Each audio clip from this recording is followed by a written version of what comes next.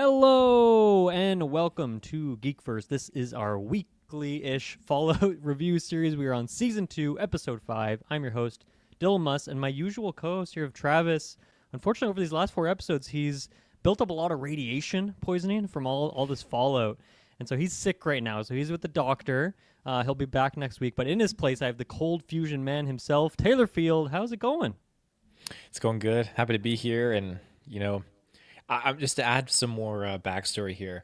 So Travis, he was gonna message and initially when I dropped in the Discord, like, oh, I caught up. I binged all the episodes in one night, and he didn't. He didn't though. And so today, he was coy about it, and I called him out because he's like, oh, did you want to join, for the episode, the review? And I was like, oh, I was thinking about it because I did get all caught up and stuff like that. And so he was indirectly kind of trying to find like, hey, do you want to cover me tonight? Because I've got plans of family and whatnot. So No, his radiation poisoning.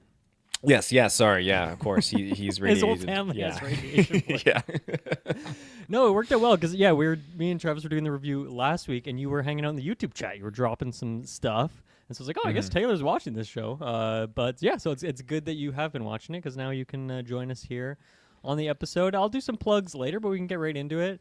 But how about we just get a little recap from you from like the first half of the season, episodes 1 through 4, and then I guess you can segue that if you want into episode 5. How are you feeling about season 2 of the show? Also, did you do a rewatch of any kind of the first season, or did you just do the recap thing that they have? I'm in the days of recaps now. Yeah. I wish I could do the whole rewatch, but I'm much more hot on this season than I am the first season. Nice. Really, really am. I think that everything's kind of moving at a better pace than I like, and I think I dropped this either. No, I dropped it in the Discord. Yeah, just there's one, two, I think up to 4 or maybe even 5 different narratives that are going forward right now. Yeah, and this season I especially. like that. Yeah. Yeah, so I like that, and I'm just kind of curious at what point they're going to kind of come together. And I feel like this episode really gave at least one of those narratives a prime kind of like trajectory into, okay, this is going to tie in with these other narratives, these 2 narratives going on. So I like that, and so things are kind of coming together a little bit more, which makes sense because it's episode 5. There's 8 in total, right? That's right. Yeah. Okay, so 3 more. Yeah. That being said, I really like where we've been going and how things have kind of gone. When I was looking back at how things kind of concluded in that first season, I don't know how hot I really was at the time, but I did enjoy it for the most part. But I like how a few things got squashed early on in this season 2, and now we're just kind of really running with it. And there's a lot of things that, well, I'm not an active Fallout player, and there's a lot of stuff that I don't know. There are things that happen in the show, and I think, okay, that I can clearly take away as something from the game. Like in this episode, not a spoiler, like, oh, I gotta craft something. I'm like, that's just, I mean, maybe the GA doesn't pick up on something like that, but like, I can appreciate that. We get a little stealth sequence too. Yeah. The show is very video gamey, which I appreciate. That stealth sequence, like Sunny's, I'll just say, I was just thinking, man, Elder Scrolls, I'm sneaking into a guy's shop kind of a thing. Like I was really enjoying that. That made me smile. So yeah, I think where we're at right now is a good place. And I'm really, really enjoying it. Also, big shout outs to the use of the practical effects because they just do a fantastic job. And I was watching a clip with the Deathclaw. So they have one guy on each arm, so 2 guys there, a guy remote controlling the jaw, and another guy controlling the head, and I'm pretty sure another one controlling the tail. So you've got like up to 5 people controlling one of these death claws. And so once they get all the practical effects sorted out, then they give it to Industrial Light and Magic to handle all like the CGI smoothness of it and everything. But I just think that's so cool. We need more of that in the industry. So I guess they do that for like the close shots then, right? Yeah, and, like the yeah, wide that's shots right. are fully CGI still, or maybe there is like a puppet on set or something. Then they like The make it puppet, move, I guess. the puppet for the most part is like the head and then the arms and then back toward like the tail, but everything legs and stuff, and that's all CGI. Very cool. Yeah, that's you don't see that these days very often. So Yeah. that Amazon money. So episode 5 specifically. Where are you at with this one? You like this episode? Really, really liked it. Yeah, I thought it was great. Because episode 4 had that peak of a cliffhanger, like, oh shit, what's Yeah. gonna go down? And so this one, I don't know anything about New Vegas. I don't know if this has any reference to it or where it kind of fits with its connection to the game, but it's just really cool to kind of be active in another area here that's not in. I think season one was Philly. Is that where they were? Yeah, I can't even remember. I feel like it was pretty nondescript. Like I Yeah. feel like we didn't get a lot of like specific city references, or at least like specific game city references. Because it wasn't where three or four are. So I quite enjoy seeing just another above ground cityscape kind of set up in this post apocalyptic kind of world. I think it's really fun, and just how they got things kind of set up here. And I mean, the Death Claws are just in one area, and that's just the way it is. They're just, everyone's just doing their own thing, and yeah, I liked it. It felt expansive, and we got a little bit more backstory on. I don't want to say because it's spoiler. I'm trying to be elusive for the opening part here, but the brother's narrative. There's some expanse Yep. going on there with his story, and Yeah, then really every narrative except for the like original Vault Dweller people. We didn't really see like the update of how 33 and 32 are going this episode. I think every other That's storyline right. got pushed forward in some way, right?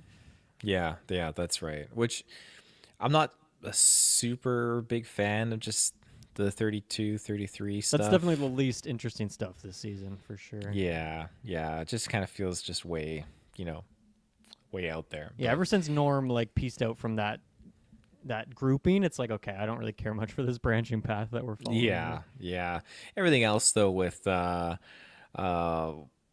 McLean, that storyline, and the daughter, and then obviously the ghoul cowboy, Goggins' character. Yep. I'm eating all that up. There's something with movies and shows where you get that right pairing of two characters, and there's something there, and I'm a big sucker for that kind of thing.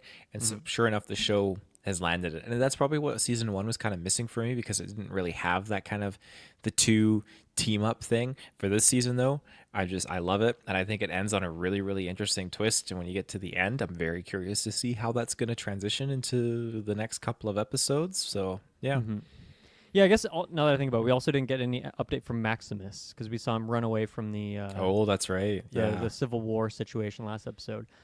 There's a scene in this episode that cuts to like a guy in the background like walking down a road, and I thought that was going to be him, but then it turns out being some other completely random guy that we'll talk about later. But yeah, I guess this episode did feel more. It's weird. I am somewhat critical of the editing in this episode, but also I do feel like we pushed a lot of our main storylines quite a lot more than we normally do in a week, just because once again we kind of cut out two storylines completely from this week's runtime, I guess. So it's all focused on this other stuff that I'm personally more invested in as well. But there's just certain editing things that, because there's so many storylines, you two characters interact, and for the first time you're like, oh, this is going to be an interesting situation. They talk for like 30 seconds. Someone says something really big cliffhanger, and then it just like cuts it right there. And then like maybe you don't go back to it till next week, or maybe 2 weeks, or in some storylines it's been maybe like 3 or 4 weeks since we've had an update. And so I feel like it's just harder for me to get that investment when I'm just kind of getting edged over and over again, for the lack of a better term there. So there was a couple moments like that bothered me in this episode. And also, as you mentioned, the Death Claw sequence, which was the cliffhanger last week, me and Travis were really hyping that up. We probably overhyped it, where we're like, man, next week's episode, it could be a huge one long episode Death Claw battle, like a one shot. I don't think we said that, but like Surprise. It could just be some huge like $17 million episode. And it's pretty underwhelming in my opinion. There's still a couple good moments in it, but it's not a whole lot going on there. I feel like we're maybe set up to actually go back there potentially and do some more later on. But yeah, there's a couple things like that. But I think there's some really good drama between like our two main characters and what's going on with them. And so I think that some of that stuff's good. And yeah, I guess in a light spoiler way, like Mr. House, we're seeing him again. We haven't seen him since like episode 2 maybe, or maybe there's a glimpse in 3 or something. So it's been a bit since we've got an update on that storyline, and so I'm glad that we got back there. And we actually got like quite a decent amount of time with him in this episode. Of course, all flashback sequences. So all that is pretty good. So yeah, anything else non-spoilery, or do you want to get into the juice here? No, I think you landed it all. Let's juice it. Okay, let's just go right into the juice. We'll do our ad break later on in the episode. Yeah, let's start with that Death Claw sequence. I don't know I'm just gonna ask you in a very vague way to see if you're picking up what I'm putting down. That death claw sequence, did it remind you of a particular big epic motion picture? A big Your answer epic could be motion no. picture? Yeah. Uh, Sounds like a no. no. Sounds like a no. Okay, for me, and I'm just pilled on this movie. That's why. But the cliffhanger from last week is that the Death Claw busts through the door. Lucy and Howard are looking up at the Death Claw, and then in this episode, it's revealed that that Death Claw is hanging out there. But then like another one pops out from stage left, another one pops out from stage right, and to me, it reminded me a lot of the Peter Jackson King Kong sequence when like one T-Rex comes out and then like midway through the battle or whatever, I forget the exact framing because I haven't watched the movie in a little bit. Then like another T-Rex comes out and then like I think it's the third T-Rex comes out and King Kong's like getting them to chomp on each other and he's like throwing them off cliffs and all that great stuff, which great sequence. I love that movie. But it kind of reminded me of that, even though we don't get that level of epic battle between all these characters and like this huge choreographed battle between like all these kaiju or anything. But I don't know why. It just reminded me of that. I guess because T-Rex and Deathclaw are kind of similar-ish, There's sort some of maybe. similarities. They got claws, they got scales, they got big chompers. So I guess there's that similarity there. But yeah, how did you feel about that sequence? Were you overhyping it like me and Travis were, or were you pretty satisfied with like the kind of albeit quick sequence that we got? I would have loved the fight. Oh man, Yeah. that would have just been so juicy. And when you see multiple Deathclaw popping up, oh, I'm eating it up. I'm starting to get freaked out for my own safety. But after the intensity that they showed that Deathclaw in a few episodes ago when he was overseas fighting, or maybe that was last week's episode in that flashback. Because yeah, I intervened when you guys were talking about When it. he was in Alaska, that sequence? Yeah, in Alaska. So when he encounters it, and it's just like okay, Which they this confirmed thing- that this week, by the way. They did like actually comment on that in the flashback that he was in Alaska. They did, so, yeah. Yeah, and so that was just it was terrifying and I've never faced one in the game, but I know that those things are like the oh shit. And so when this thing is just tearing up these communists and the Americans all alike, it's like holy shit, okay, this thing's crazy. So I was expecting something a little bit bigger.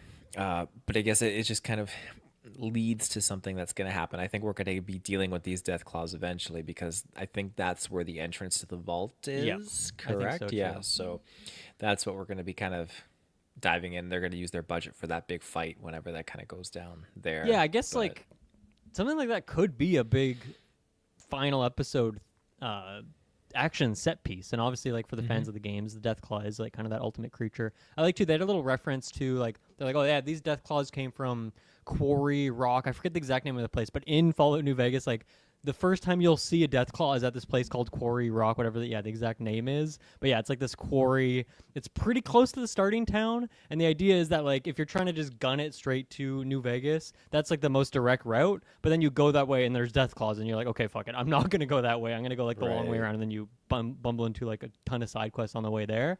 So I like that was a nice reference to the game. I like that. And yeah, I mean, you calling out the practical effects of it, I think the Death Claw stuff all looks good. It was just a little quick. The one thing that seemed goofy to me is at one point they're going through their bag. Lucy's still like trying to find drugs mid-battle. She can't even like get her mind straight, just like I gotta get out of this dangerous situation. At one point, Howard has a grenade, and he puts it in a bag, throws the bag, and then shoots the bag to blow up the grenade. I'm like, why don't you just throw the grenade and it blows up and then it has like the same effect and then you don't have to Sorry, be like say a that sniper. order again. He pulled the pin for the grenade and threw it in the bag and threw it, or I don't he think just threw the because he grenade. shot at the bag, which makes me think that he shot the grenade to activate it. Yeah, maybe it wasn't a grenade that could like blow up. Maybe it was just I don't know. Yeah, maybe it was like a dud. Maybe it had like a false fuse or something like that. So he Yeah, had to there must shoot have it. been maybe other explosive pieces in there Like- that weren't grenades. Maybe I don't read it know. as like he was trying to delay it a bit. Like he didn't want it to blow up right then and there. He wanted to blow up like 10 seconds later or something. But it just seemed like a little silly. But I don't know. Maybe I'm nitpicking that.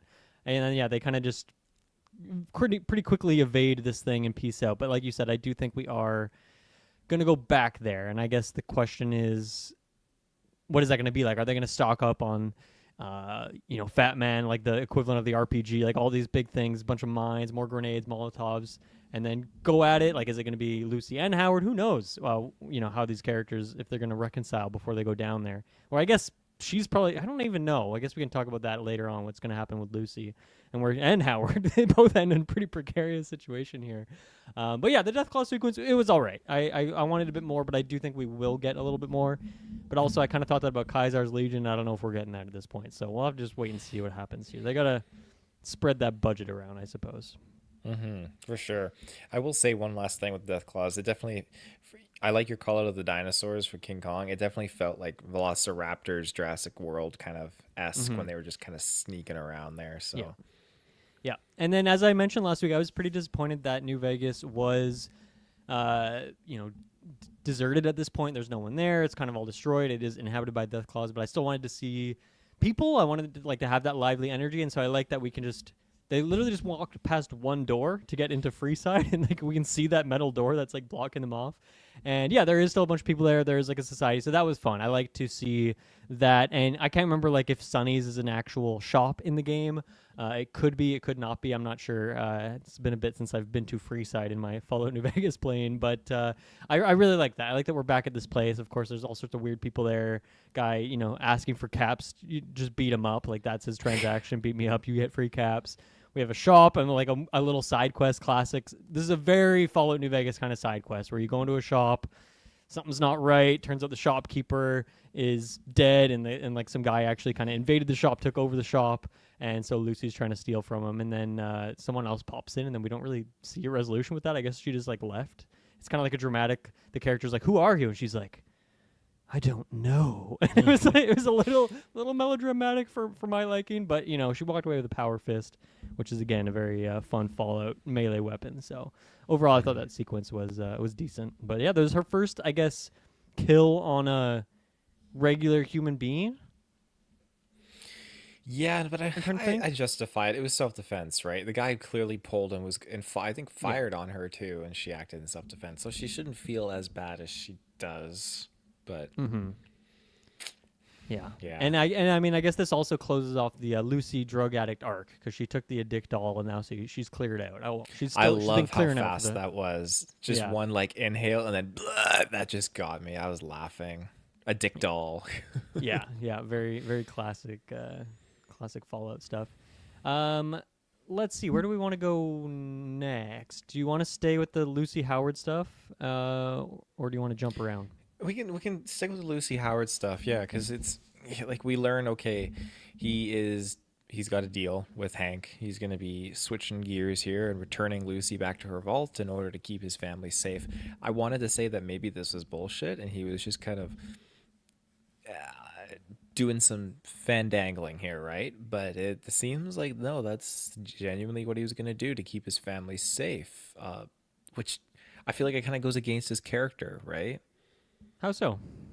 I don't feel like he's someone that kind of adheres. I feel like he definitely is someone who honors a deal, but I don't feel like he's someone who would have his hand forced this hard. I feel like, okay, he would make some kind of a plan, some kind of a play that would lure out Hank or do something to kind of compromise. I guess maybe it's just because the stakes are so high, right? It's his wife and daughter, and this is the thing he's been searching for however many years it's been, right? Which is, again, a shame that he gave up his identity to give that advantage to Hank, right? At the end of that first season, how he just kind of revealed himself and all his cards. That backfires, true. I guess it kind of does go back to that. But yeah, I mean, I think it was surprising that he betrayed her, but I think that, to me, that kind of fits for the character, and I think she had a very proper response to that, which was a big plot twist surprise, because it didn't feel like he was dragging her along this whole time just for this moment, but in hindsight you can kind of piece it all together, or at least from her perspective you can kind of piece it together that way and be like, damn, he actually was. And I mean, it's not even a few days ago he was still heckling her and stuff. It's still they're not best buds or anything. They're just companions which don't always agree on things, especially in a Fallout game where characters are often commenting on your choices in a side quest or a main mission, and they're like, I don't like what you just did, or oh yeah, kill that guy. Everyone's always sharing their point of view, and so they very much feel like they were clashing kind of the whole time. But he did have that moment earlier where he saved her from Kaisar's Legion, so I guess to her that was probably a big build of trust.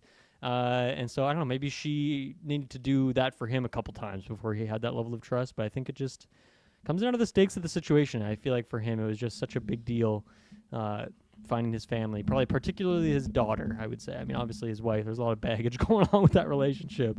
But yeah, that's what he's been searching for. So I think it makes sense. And obviously a lot of this episode also kind of tied up in, I suppose, like the depression he's experienced and how he just uses alcohol to kind of cover up all the just shittiness of his life. And he was doing that even, I guess, pretty much post the reveal in season 1, flashback time era, when he learned about what his wife was up to.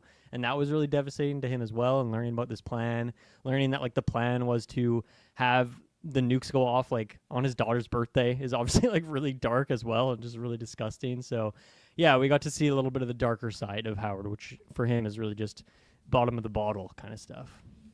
Yeah, and he was riding that bull something fierce. He was doing a good job. That's true. He was right now. When he was drinking in that scene, he was just kind of stumbling around. There's one scene I want a gif of it because the white guy goes to cheers him his drink and like he just grabs it out of the guy's hand out at the bar, which made me laugh. But there's a scene where this blonde-haired woman is like, oh, like, can I have a kiss with you, da da da da, and it's like a quick scene where you see her and then it transitions on, and I for some reason thought, okay, that chick looks very much like the new one-eyed chick who's taken over Vault 33. Oh, I think I missed that, but I mean, we do know at this point that she was a cryo person, so I think that would make a lot of sense. Yeah, from Canada.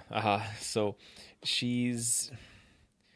Yeah, Steph is the name of that character, by the way. Steph, yeah. So like it would make sense, but again, there wasn't any other emphasis or anything added in that scene to kind of make you think that okay, this would be her. But it was a quick cut scene. You could see her I face. missed it, so it must have been really quick. Yeah. So good call out though. How about we maybe take our first break here? I'm going to thank our wonderful Patreon producers: Aaron Braden, April of Darkness, Jack Grant, Sam, Superbad Mike T, GGLM69, Charlie Rendell, Lenny Kravitz, Cocktail Clay, Jonathan O.H., and Sam Green. Thank you all so much for keeping the lights on in this post-apocalyptic timeline that we're in. Patreon, that is the best place to go if you like the content that we produce here, which there's a lot of it. If you like the quantity and quality that we produce, the Patreon, it's the best place to go if you want to support us. But also, we back it up by having just an insane amount of benefits on there. You get episodes early, ad-free, all sorts of exclusive things. Get to join us on After 9 and talk to us about your favorite shows, movies, games, random stuff that you want to share. You get to vote on all sorts of content that we make, such as a bunch of retros and bread and butters and things like this. We're gonna be making so much this year in particular, best year yet, which we always say, but we always do it. I think we always try to one up ourselves a little bit from year to year. You can also still jump into our fill out our satisfaction survey. Let us know how you feel like the podcast was last year. If you want to see things change, improved. More of this, less of that, be brutally honest, or just say, hey, you guys are doing great, keep it the same. That's nice to hear too. So whatever you want to do so. What do we got this week? I guess kind of somewhat Fallout-y related is the Bone Temple. What is this series called? 28 Years Later, Bone Temple. We're doing a review for that, so check that out Thursday night. We just had 2 drafts. We had the movie draft as well as the game draft, which are both really fun episodes, as they always are. Check those out. And I think that's about all I'll do for now. We'll jump to a quick ad break, and we'll be right back with some more Fallout. Hello there. We are back.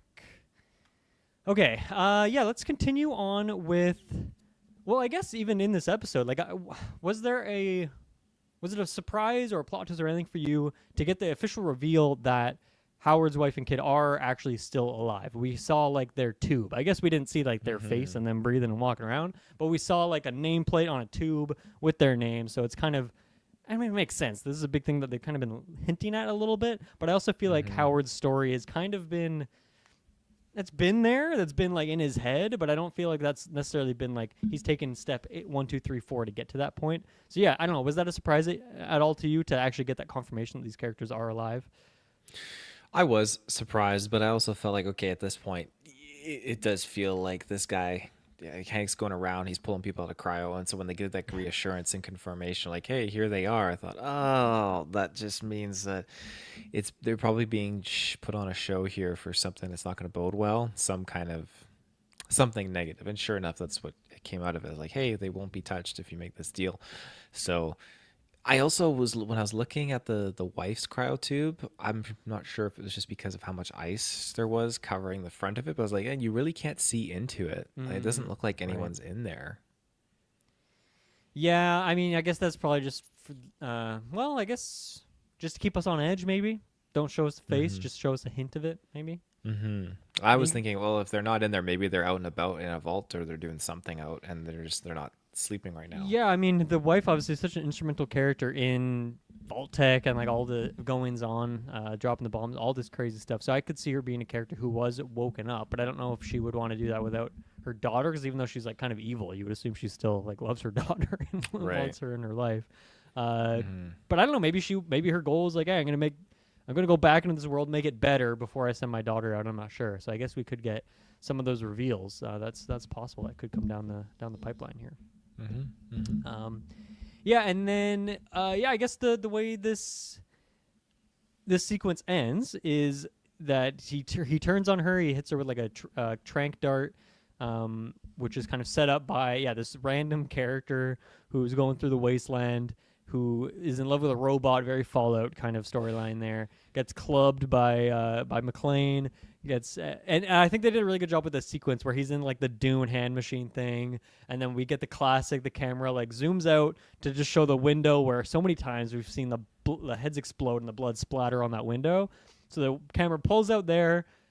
You get to right where the point's about to explode, and then you hear like a nice little happy click, and then it like zooms back in, and obviously the experiment finally worked. So I was about to be pissed if it was another head exploded. I'm like, okay, I feel like we've done this a few too many times, but they didn't. They worked. So that device, I guess this part's unclear, but it at least wipes your memory enough. It's very plot stuff where it's like, oh, you can still talk and walk, you can still do stuff, but you just don't remember what your life was before. He was very much like right on with that. I thought he was like in love with this robot and maybe he'd want to continue that, but no, he's ready to delete his life. And then is it mind control as well? Because obviously we kind of saw that with the rats. I couldn't really tell if he was mind controlling it or if this guy's just so naive because he had all his mind wiped that McClane was able to just like convince him, persuade him to go do this thing where he has this ploy, this trap with Howard and Lucy. I don't think there's any convincing him if you don't put him to this machine. Like that's out the window. I think that is a part of it, right? The mind control. Yeah. So I guess losing memory of when you were a kid and everything up to like the year 2000. So that's just that's a side effect, I guess, of just the being like taken over and whatnot, so you're forgetting everything. Because I was just like, it felt like this was just something new that McClane was just trying to instill, where it's like, okay, I'm trying to finish up this technology where we're controlling people, but really like, okay, like there's this other kind of con here where you just forget everything about who you are and whatnot. But I was just, it felt like it was just something else that he was working on and working towards. And I guess in the greater aspect of things, like, okay, this chip will be used for something else entirely, right? Whatever that is, I don't know yet. Yeah. But I like seeing the sales guy back in here. He just, ever since that first season, he just kind of cracked me up, and him getting his little robot girlfriend and whatnot, and it's like calling the guy like, hey, you little like what did he say? Something pervert or people. Yeah, he's like, go hide in the shrubs if you want to watch this. Yeah. Yeah, so that cracked me up. Yeah, and then the ending of this sequence is of course, Howard actually shoots her with the trank, but she still has a little bit of fight left in her, uses the power fist to punch Howard out the window, and he lands on a pole and gets stabbed severe. I don't know if that's considered a stabbing, but he got skewered. I guess I'll put it that way. And then she finally passes out, and as she's like having that final moment before it kicks in, she sees her dad there. He's come to grab her. So, yeah, I guess predictions, what's going to happen to both these characters, because Howard's obviously not dead. He's a ghoul, so he'll bounce back from this. We have to assume he still wants to go in. I guess his primary motivation is still probably his family, but I also feel like he probably feels bad about Lucy's stuff, maybe, and that's why. And he's gonna go in there to find her as well? I assume it's gonna be both of those things, right? He's gonna have a hero moment where he's like, "Oh, I actually came to save you, but I also need to get my wife and daughter," something like that.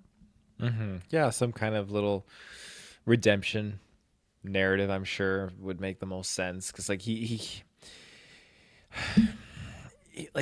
I was almost thinking like, is it a hallucination that Lucy's having with Hank just appearing there? Because it doesn't Oh, seem like it's really real, and I feel like could okay, be, well I suppose. if if she does get taken by Hank, then what's the point for Howard to go and pursue it? Because it's like, well, they got the daughter and whatnot. That's the deal. Like that just means that my family will be safe. I can leave them behind. So something needs to pull him in there, and maybe it is the fact that Lucy just went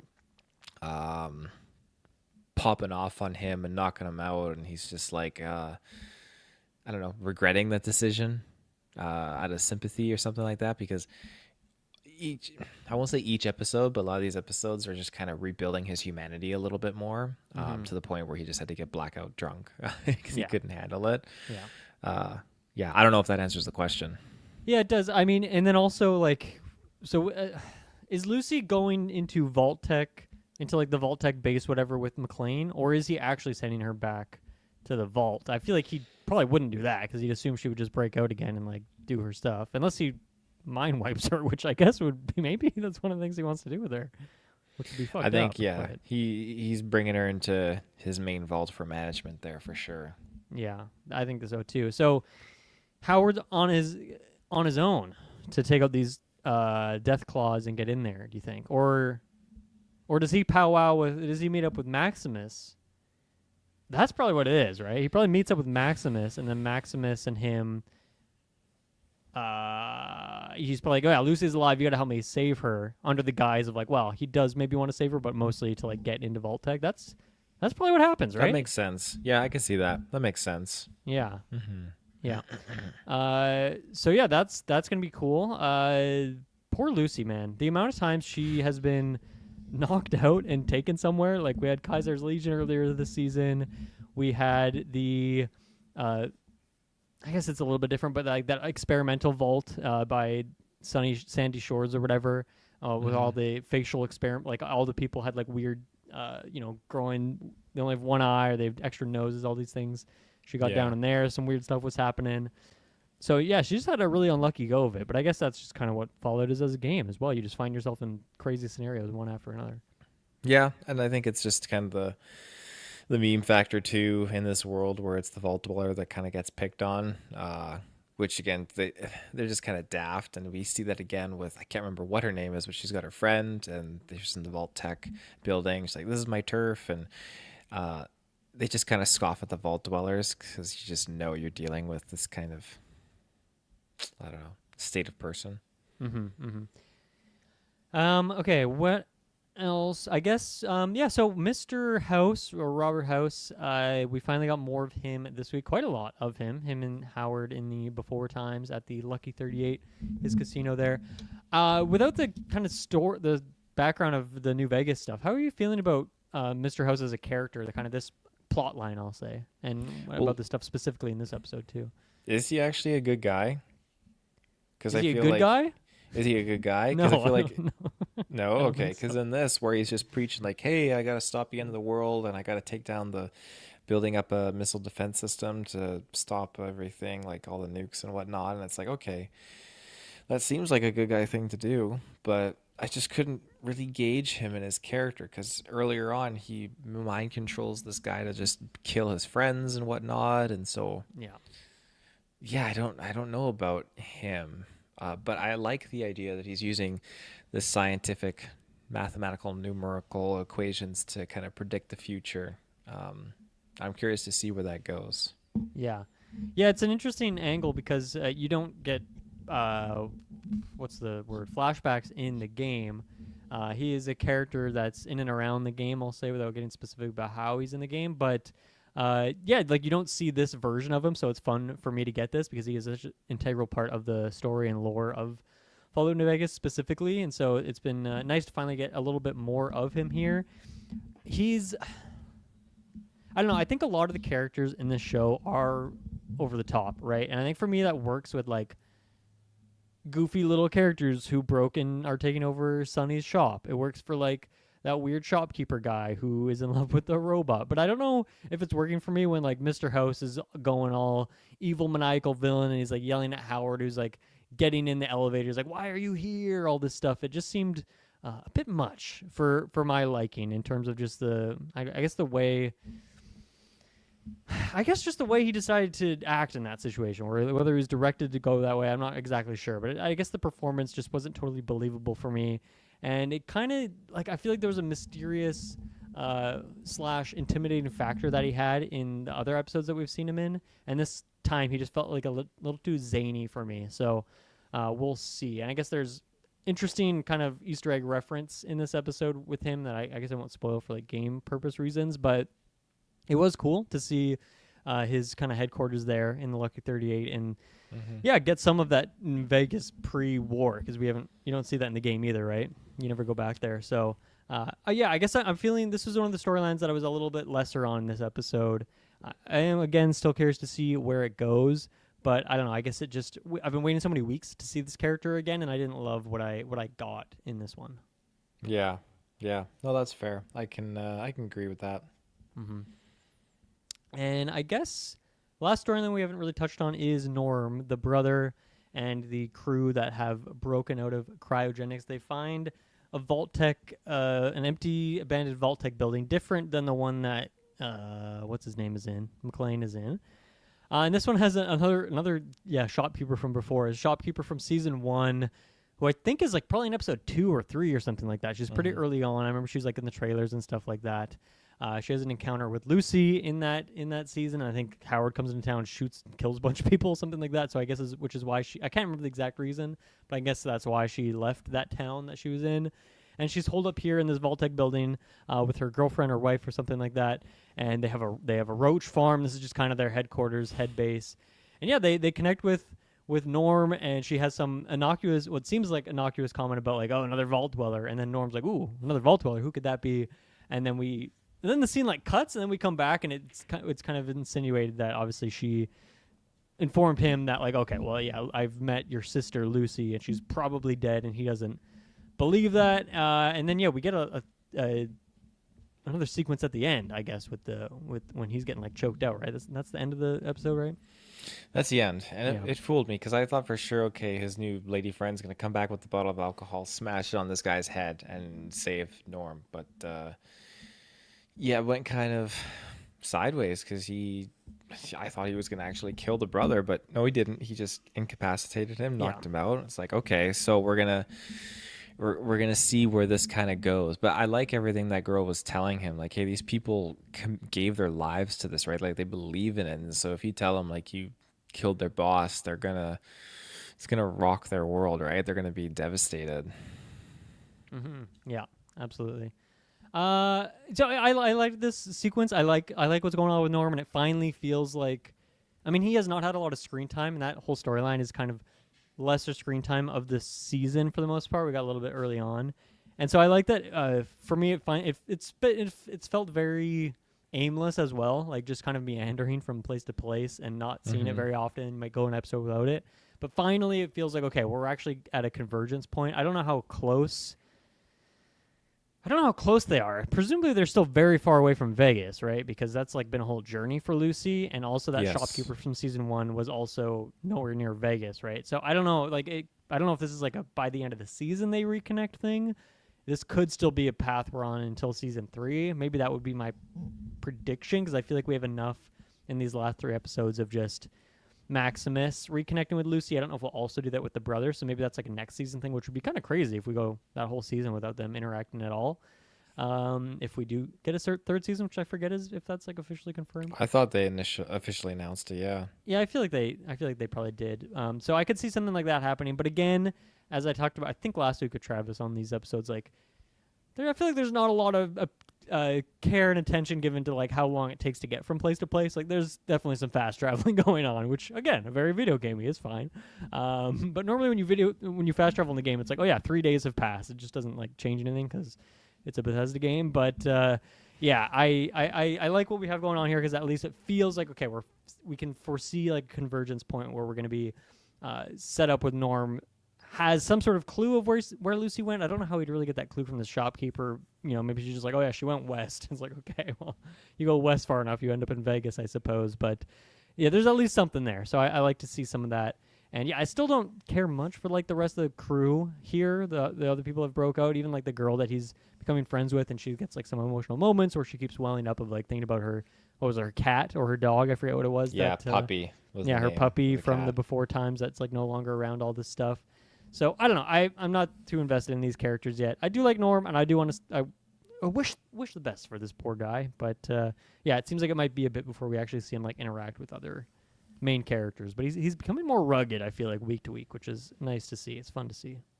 Yeah, no, absolutely. Yeah. So I'm excited to see where it's going to continue on, because I'm starting to enjoy that narrative a little bit more than I am, at least with how things were going with the character in the first season. Yeah, definitely. Anything that we have not covered here, Mr. Taylor Field?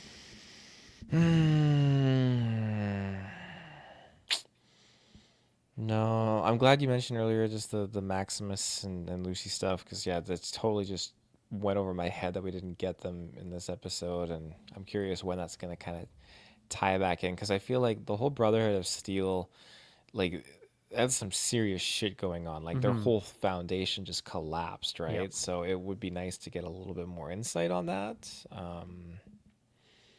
And I feel like we're not.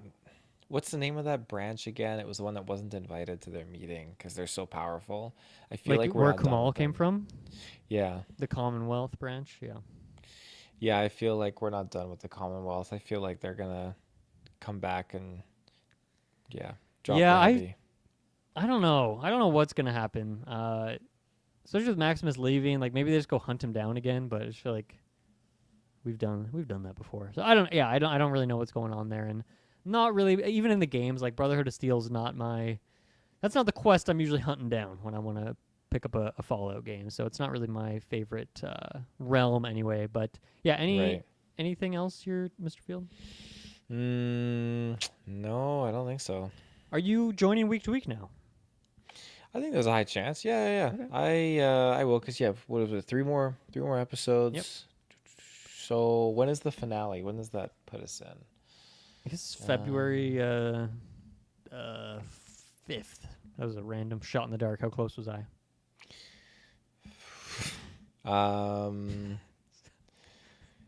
February 4th. You're pretty close. Oh shit! Way to go. I'm not good with That's- calendars, that's- so that was sick. You are now. Yeah, February 4th. So I don't know if I'm going to be around for that one, because I think I've got some scheduling stuff going on. Oh, but I not gonna think be around for the finale. Dang. the other two, I like Okay. my chances of being present for them. Okay, yeah, sounds good. Okay, thank you everyone for listening. Of course, we have a Fallout Discord, or a chat specifically in the Discord if people want to talk about the show. You can also just drop something in the YouTube comments. We'll see it. Thank you everyone for listening. We'll see you again next week. Bye-bye.